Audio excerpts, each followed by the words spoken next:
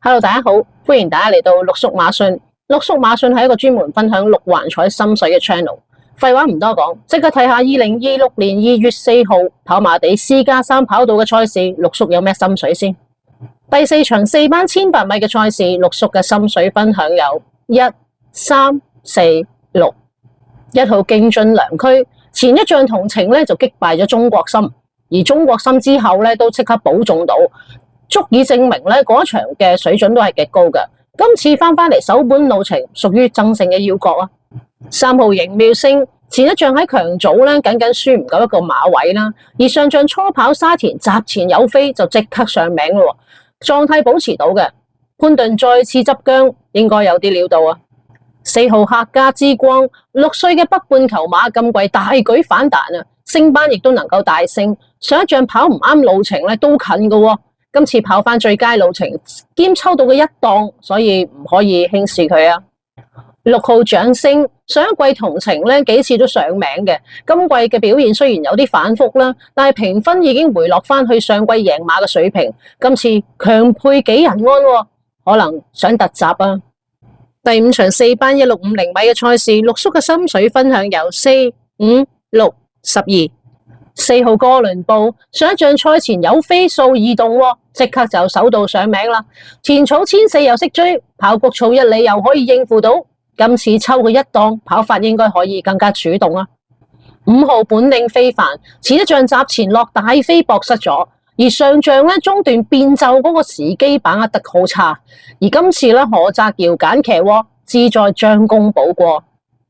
6號得意佳作。近3仗都係排大外檔，難以發揮。上一仗走不利跑線又受阻嘅情況底下都輸得近嘅。今次檔位大幅改善咗，形勢應該截然不同啊。12號隨緣得勝，今季轉戰谷草之後越跑越近嘅。上一仗閘前落飛即刻殺咗入個 Q 位度啦，未交代嘅馬鬥志鮮明，有力再進一步啊。第6場3班1000米嘅賽事，陸叔嘅心水分享有3、5、11。3號好好戀愛，谷草1000米嘅好手，上一仗取勝姿態非常輕鬆，仍然有進步嘅空間。身為何澤堯嘅私家馬，鬥志好鮮明噶。5號燭光晚餐，前一仗贏馬第一次表現到後追嘅本事，能力有進步嘅。上一仗跑唔啱腳法嘅前草今次翻谷草可以守到個好位，應該有望重拾勝軌啊。11號偵探傳奇，側身馬今季表現就中規中矩啦。今次轉場仲抽到個內檔，潘頓亦都肯為呢一隻馬做輕磅，加上有特別獎金，都值得留意噶。第7場3班1200米嘅賽事，陸叔嘅心水分享有2、3、5、9。2號安康萬里，今季人馬合作已經贏過2次噶啦。評分雖然見到頂啊，但係狀態仍然夠勇。作為100萬挑戰杯嘅爭標要角，呢一仗佢應該會搏到盡嘅。3號傑出漢子，7歲嘅老馬近2仗抽到外檔啦，而前仗騎師又話有啲疑慮啊，冇跑到咁滯。上一仗改過之後又發揮得好隨意，今次檔位有改善，有望煥然一新啊。5號津智神，側身馬實力都超群噶啦，前仗走蝕跑線仍然能夠後上橫掃，贏咗之後再出又入 Q， 表現都好穩陣噶，屬於必然之選。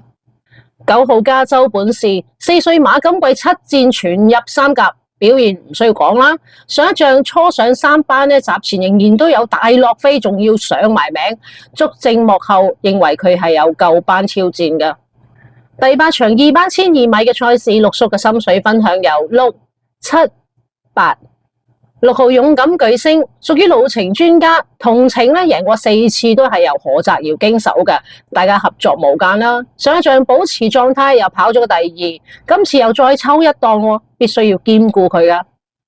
7號小霸王前一仗直路全程跟馬尾都冇跑咁滯啦，而上仗走不利場地，仍然做到最快嘅末段，狀態應該已經起啦。今次形勢轉順，有力爭勝啊。8號至尊貴寶今季同程從來冇甩過條 Q 噶，表現準成，歸為100萬挑戰杯嘅領先馬，為爭殊榮今次佢應該會搏到盡啦。第9場3班1650米嘅賽事，陸叔嘅心水分享有5、6。5號雙影紅前一仗喺強組取勝，質素就唔需要多講啦。贏咗之後升班再戰，集前都仲有飛支持嘅。而操練咧主要由黃志宏包辦，所以逆配嘅影響咧唔算太大。6號仗義前一仗直路咧全程受困，一步都未騎過。上一仗咧落飛，即刻保中成功。今次升班之後咧，報名超咗榜，換咗幾人安，可能更加可以有利發揮啊！以上咧就係六環彩提供嘅心水馬匹，排名不分先後，全部都係陸叔覺得有望爭勝嘅馬嚟嘅。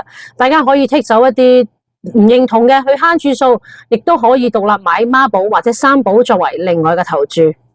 祝大家聽日旗開得勝，贏到開巷，加油！